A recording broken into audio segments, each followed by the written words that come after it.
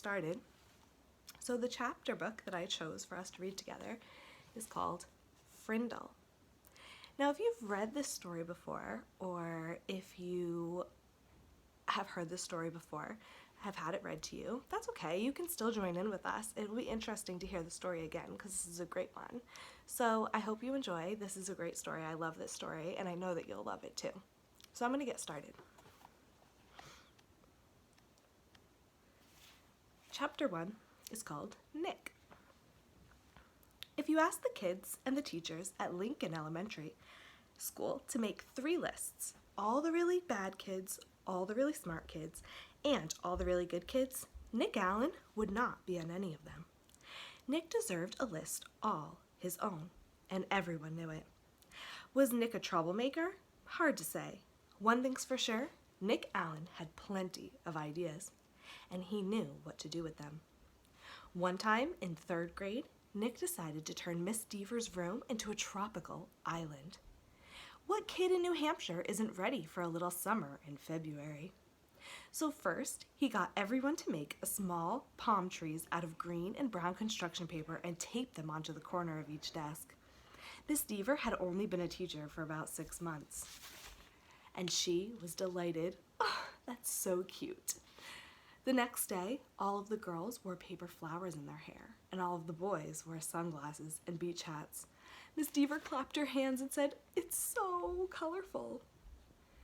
The day after that, Nick turned the classroom thermostat up to about 90 degrees with a little screwdriver he had brought from home. All the kids changed into shorts and t-shirts with no shoes. And when Miss Deaver left the room for a minute, Nick spread about 10 cups of fine white sand all over the classroom floor. Miss Deaver was surprised again at just how creative her students could be. But the sand got tracked out into the hallway where Manny, the custodian, did not think it was creative at all, and he stomped right down to the office. The principal followed the trail of sand, and when she arrived, Miss Deaver was teaching the hula to some kids near the front of the room. And a tall, thin, shirtless boy with chestnut hair was just spiking a Nerf volleyball over the net made from 6 t-shirts tied together. The 3rd grade trip to the South Seas ended suddenly. But that didn't stop Nick from trying to liven things up. Lincoln Elementary needed a good jolt once in a while, and Nick was just the guy to deliver it. About a year later, Nick made the great blackbird discovery. One night, he learned on a TV show that red-winged blackbirds give this high-pitched chirp when a hawk or some other danger comes near to them. Because of the way that sound travels, the hunter birds can't tell where the high-pitched chirp is coming from. The next day, during silent reading, Nick glanced at his teacher, and he noticed that Mrs. Avery's nose was curved, kind of like the beak of a hawk. So Nick let out a high, squeaky blackbird peep. Mrs. Avery jerked her head up from a book and looked around. She couldn't tell who did it, so she just said shh to the whole class. A minute later, Nick did it again louder. Peep! This time, there was a little giggling from the class, but Mrs. Avery pretended not to hear the sound, and about 15 seconds later, she slowly stood up and walked to the back of the classroom. Without taking his eyes off his book and without moving at all, Nick put his heart and soul into the highest and most annoying chirp of all. Peep! Mrs. Avery pounced. "Janet Fisk, you stop that this instant." Janet, who was sitting 4 rows away from Nick, promptly turned white, then bright crimson.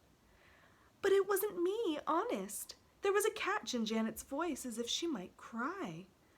Mrs. Avery knew she had made a mistake, and she apologized to Janet. "But someone is asking for big trouble," said Mrs. Avery, looking more like a hawk every second. Nick kept reading, and he didn't make a peep. At lunchtime, Nick talked to Janet. He felt bad that Mrs. Avery had pounced on her. Janet lived in Nick's neighborhood, and sometimes they played together. She was good at baseball, and she was better at soccer than most of the kids in the whole school, boys or girls. Nick said, "Hey, Janet, I'm sorry you got yelled at during recess. It was my fault. I was the one who made that sound." "You did?" said Janet. "But how come Mrs. Avery thought it was me?" So Nick told her all about the blackbirds, and Janet thought it was pretty interesting. Then she tried making a peep or two, and Janet's chirps were even higher and squeakier than Nick's. She promised to keep everything a secret. For the rest of Nick's 4th grade year, at least once a week, Mrs. Avery heard a loud peep coming from somewhere in her classroom. Sometimes it was a high-pitched chirp, and sometimes it was a very high-pitched chirp. Mrs. Avery never figured out who was making that sound, and gradually she trained herself to ignore it, but she still looks like a hawk. To Nick, the whole thing was just one long and successful science experiment, and Janet Fisk enjoyed it too. That's the end of chapter 1.